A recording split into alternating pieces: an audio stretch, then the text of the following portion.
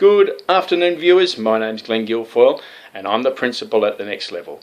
Thanks for joining us here at www.salessystem.com.au.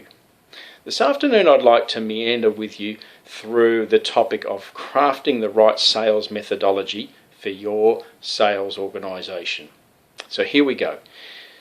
Spin selling, solution selling, conceptual selling, new conceptual selling, professional selling skills. The list goes on and on and on. And both the bricks and mortar and online sales bookstores are replete with them. Since the 1980s, sales started to garner the respect to be studied and documented. And possibly the early pioneers in this respect were the Huthwaite Group. They studied by observation literally thousands and thousands of sales interactions between sales execs of all walks of life and customers and prospects from myriad industries, channels, markets and sectors. This body of work is now known as Spin Selling, as authored by Neil Rackham in the mid to late 80s.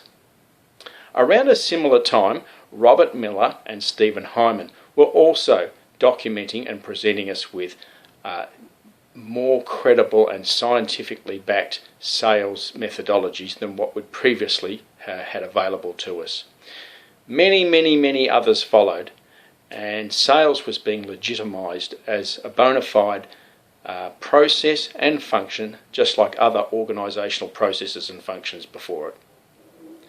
These days there are so many to choose from that the list can be overwhelming to the uninitiated. Some are better for B2C, some are better for B2B. Some are better for short cycle transactional sales, some better for long cycle complex sales. Some are more appropriate for simple commoditized sales, some more appropriate for complex and sophisticated technical sales. The list of comparative scenarios is probably as long as the list of sales methodologies themselves. The effort of making the choices and selections, however, is worthwhile.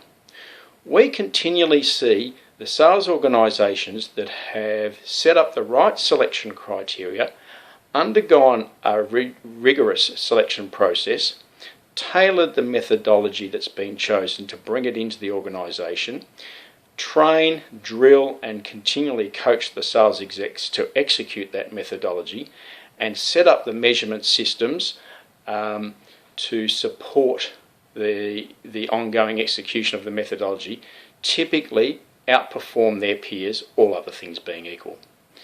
And you know what? In our humble opinion, most if not all of these methodologies from this time are very good. So long as the selection process avoids the sales methodologies that were available to us beforehand, those of the 60s and 70s, which were overtly focused on closing techniques and a overt seller orientation, as opposed to the more modern sales methodologies, which are very much characterised by a buyer centricity.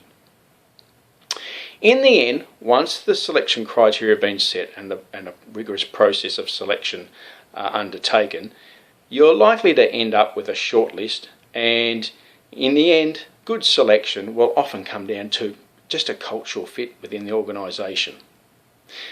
That said, we would suggest that you run a little checklist against your shortlist by using a mnemonic and a little methodology that we've seen work very well called quadrants.